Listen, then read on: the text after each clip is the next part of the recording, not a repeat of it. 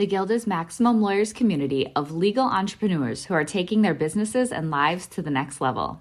As a Guild member, you'll build relationships, be held accountable, and learn strategies specifically designed to get you unstuck and accelerate your plan for growth. Members are also granted exclusive access to masterminds hosted around the country. Our next event is coming up, and we're heading to Scottsdale, Arizona. There's something truly magical about the power of these in-person connections where real-time breakthroughs happen. Picture this. You're surrounded by like-minded law firm owners tackling your business and mindset challenges together.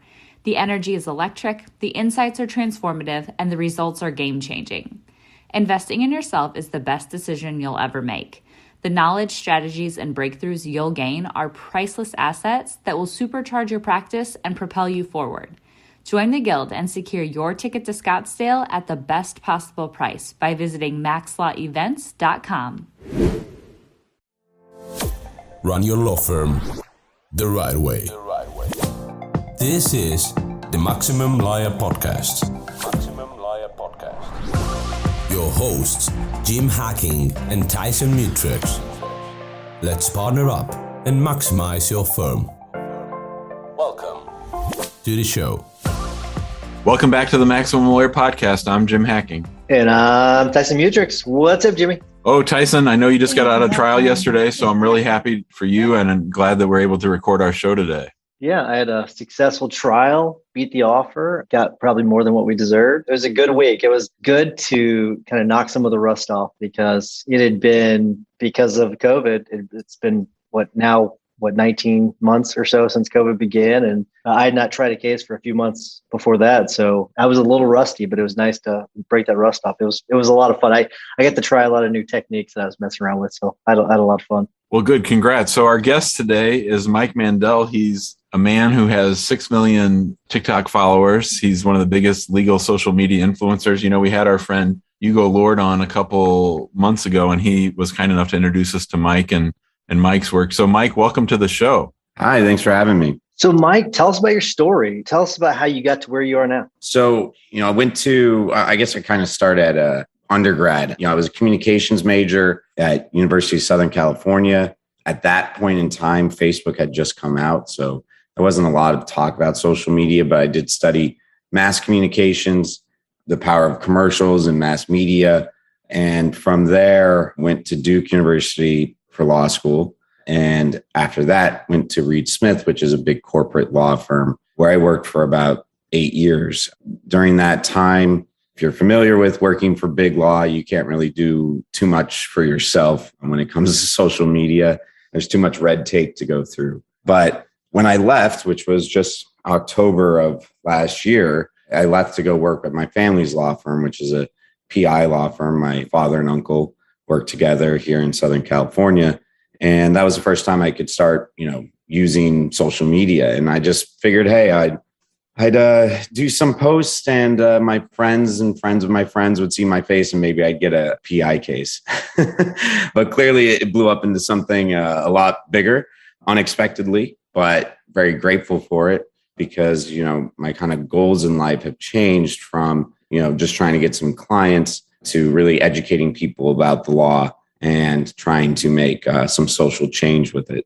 So Mike, when did you start to feel like you had achieved some momentum on TikTok? Like, what did that process look like? Maybe in about 2 weeks into it, started getting a lot more traction than, what would be expected for a lawyer at all. And, this same traction happened on Instagram as well, but I think we had one of our first videos started getting like over 1 million views and, kind of remember seeing it rapidly going. It was a post about a loophole in Wisconsin that if you're with your parents, normally you can't drink until you're 21, but if you're with your parents, you can drink at any age in Wisconsin. And of course, on TikTok, people started going crazy with that, given the younger audience. But then we did the ones about the cops and what to say to the cops if they pull you over or whatnot. That one, I think it's at like 53 million views or something right now. that's when you kind of notice that we got something to work with, like something's happening here. So, Mike, I think that all that's amazing. I guess my concern is this, is that I'd be worried that I'd be filtering out, if I were, marketing and doing all these different legal topics, that I'd be getting a bunch of phone calls and messages about things that I don't deal with. So do you face that in any way? Like, do you get a bunch of calls or messages about cases you don't even handle or in other states? I mean, the thing is I've taken my firm to a level where we, work with lawyers in, virtually across the US to handle almost every type of legal issue. So we invite those types of cases. I try to place them in different places, and we're always looking to grow our network of attorneys that we work with. And, for the most part, yeah, sometimes we get cases that aren't cases, calls that aren't cases, but anyone that has a legal issue, we want to try to help as best we can. What has been the reaction of your family members inside the law firm to Law by Mike? So initially, they weren't too happy, especially since I, started in October and left in December. I was supposed to take over the family law firm. Within 2 months, I'm leaving the family law firm. That was supposed to be my, trajectory of life, take over the family law firm, continue that PI firm. But the whole social media thing took me on a detour. And I don't think my family initially got it at first when I was like, look, I have 1 million followers. And then it's like, look, I have 2 million. And they're like, cool, what does that mean? And I tried to explain, but kind of had to just take the leap of faith in myself on my own for that.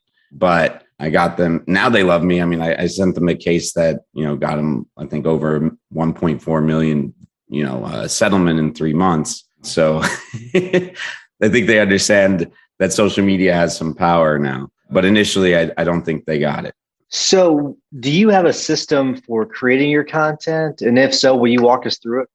Yeah. Typically it starts with thinking of an idea. And nowadays, we go live and we'll talk to my audience of followers and ask them what, they want me to post about and try to get some ideas from the people that are actually viewing the posts. After coming up with the idea, it's writing down the law basically, and then figuring out how to say it in 30 seconds or less, which is a difficult task in itself, and making sure you still stay accurate when you're saying that, something that's short. Then it's the videography part of filming it and the editing part, which I don't do the editing part or the filming part. My cousin does both those parts. Then after that, you're posting it with putting in text bubbles, thinking about captions, music, all of those things. So from start to finish, this 30-second video can take a minimum, probably an hour of time, which most people don't know that much work goes into it. And I can tell you that there's been some 30-second videos that we've probably spent 4 hours of time. But on average, we try not to do that. But we put a lot of effort into it, for sure. Talk to us about the TikTok algorithm. It's my understanding that it's like the best of the bunch. And why is that? And how does that affect your reach? Yeah, I think the TikTok algorithm is unique. And I think that other social media platforms are starting to mimic it or try to find ways to mimic it.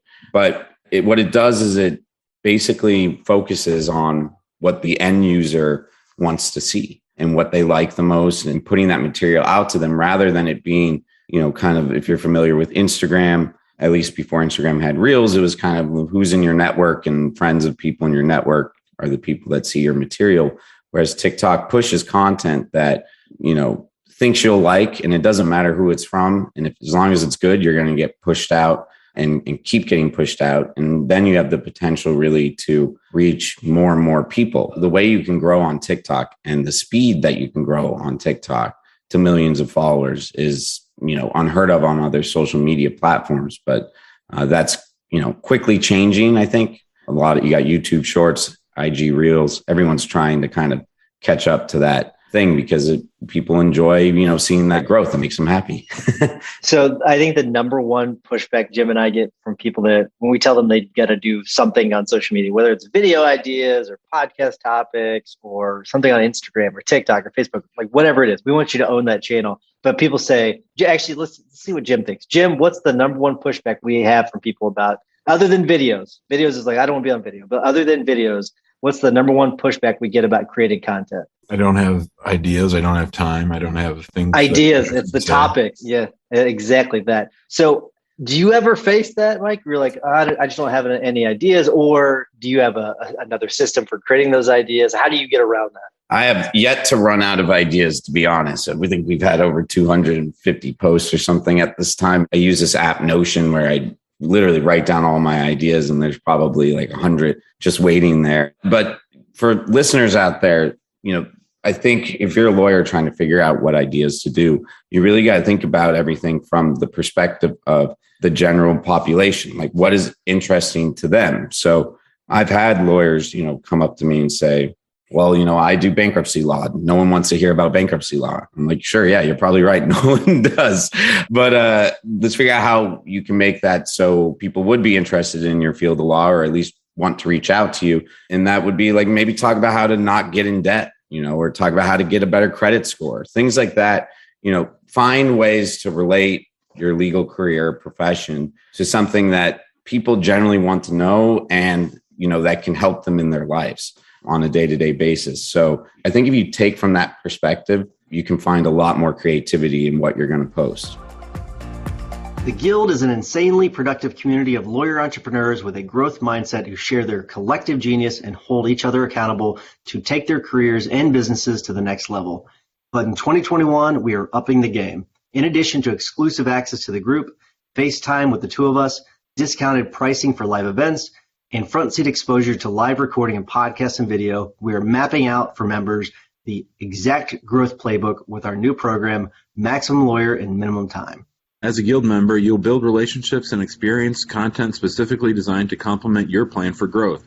For a limited time only, the Maximum Lawyer in Minimum Time program will be offered for free to all new Guild members.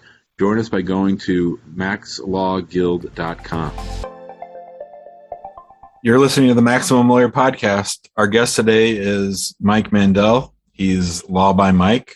And Mike, talk to us a little bit about newsjacking and sort of, coming up with topics that are timely and things that people are actually interested at that moment. Yeah, those ones are always more difficult in some sense because, time is of the essence. If you wait too many days, especially with some of our posts, they take some time to edit. You wait too long and it's no longer current, kind of miss a boat on that. But again, social media is an opportunity to express yourself, and you need to stay true to yourself. So if something is current and you want to talk about it, you shouldn't shy away from it.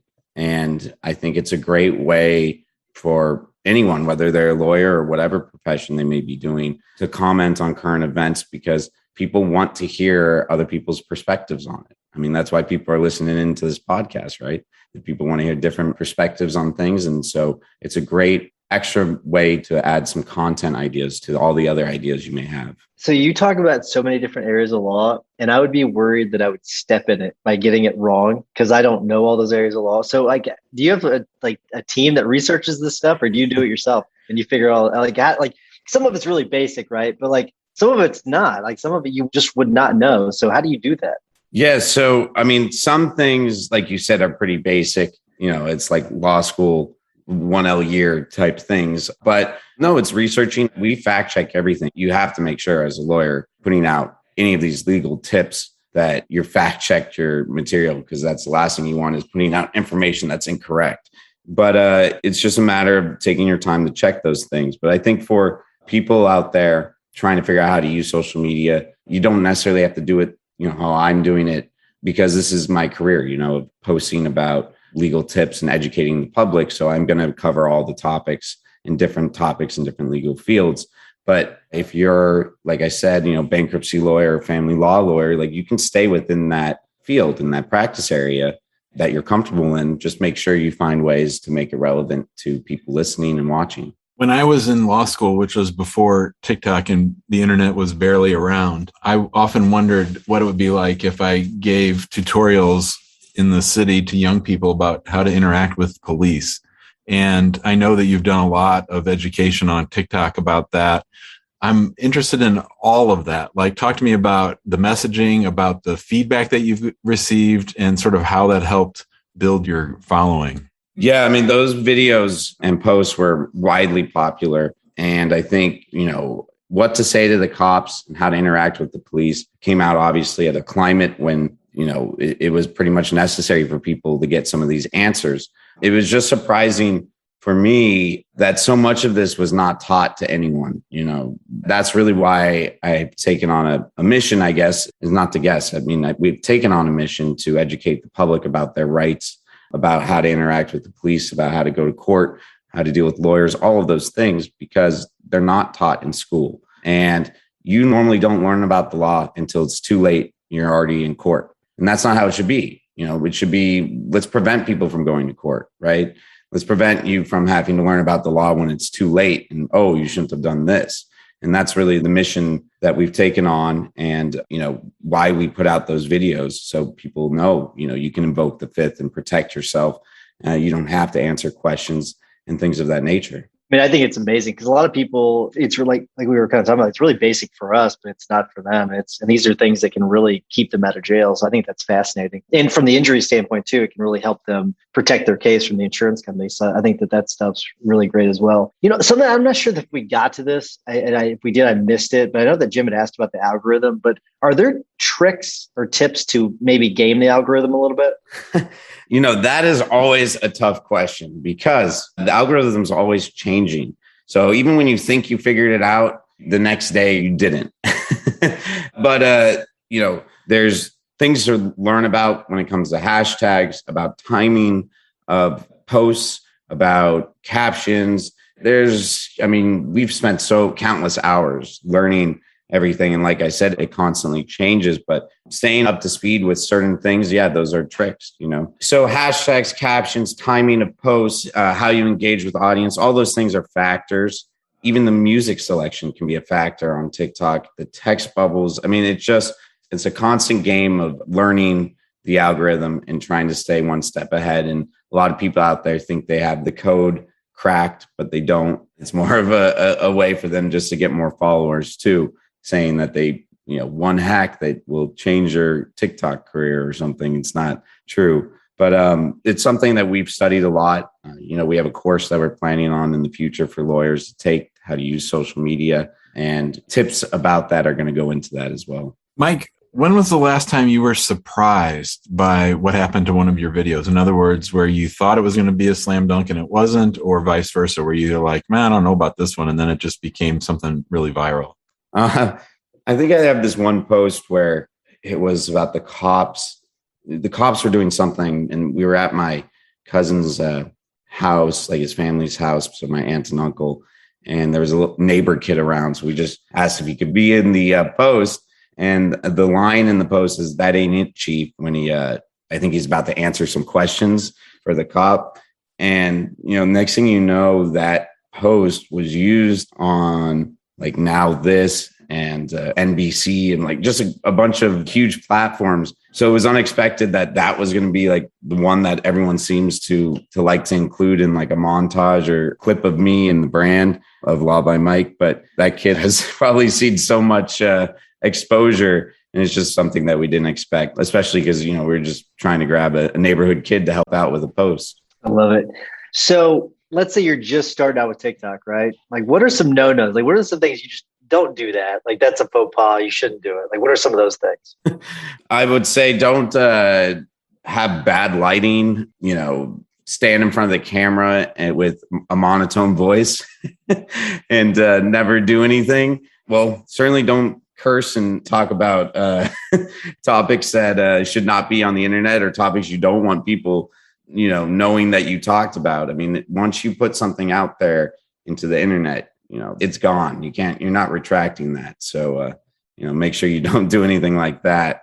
And I would suggest, really creating a good amount of content before you start. You don't want to be chasing the next video every time you want to post and trying to figure out, how do I make the time for it and all that. You really want to have an inventory of videos that you want to use ready to go, so that it takes the stress off from you and you can put more time into creating it instead of worrying about, what am I going to post next? Speaking of what comes next, my last question for you, Mike, is, what's the future? Like, where do you see things headed? What are you paying attention to right now? Oh, there's so much going on. I feel like every day there's something else going on. We have Law by Mike on the Mic, which is our podcast. We've done about 5 or 6 episodes now. We just launched it about 2 weeks ago. New episode coming out this week. And we have our YouTube channel where we do long form content. Obviously, TikTok and Instagram is where I started out, and we're still coming out with content there. And we have our law firm as well, expanding our network of attorneys out there who want to work with us and sending them business. But then another thing, I really want to be kind of like the Bill Nye of Law, just that person that is educating everyone about the law. I'd love to be in classrooms and TV and really take this to a larger level. And also maybe even going international and, touring around the world and explaining the laws in different countries, because I get a lot of people asking that. I love that. The Bill Nye of Law. You heard it here first. I love it. Law by Mike. In 10 years, we're going to look back, man, he's the Bill Nye of Law. I absolutely love it. That's really cool. All right, Mike, we do need to wrap things up. Before I do, I want to remind everyone to join us in the big Facebook group. You can find us there. If you want a more high-level conversation, you can join us in the guild. Go to maxlawguild.com. For those of you listening, if you're not going to the conference, we'll miss you. For those of you that the conference is in a few weeks, we'll see you in a few weeks. So, Mike, before we get to the tip and the hack, can you give us the listeners an idea how they can get in touch with you?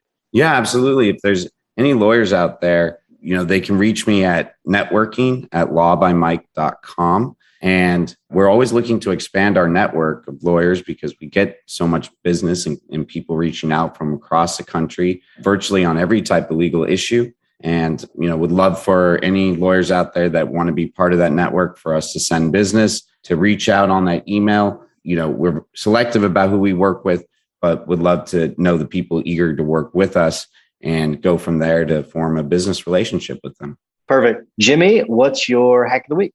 Before I get to my hack of the week, let me just say that I told a few people that we were having Mike on the show. One of my paralegals, Kaylee, she's 22. She said his TikToks are so cool. And my 12-year-old said, Dad, I follow him. Please tell him that I like his videos. Dad, I love him. So there you go. And so my hack of the week, I started a book. I think we've talked about it. Some people have talked about it in the group before and on the show, and it's Extreme Ownership by Jocko Willenick. It's great. It's a really great book. These are Navy SEAL guys, and I just finished the first chapter, which is if anything's wrong, it's my fault, and sort of taking responsibility for everything that happens in your firm, everything that happens with your team.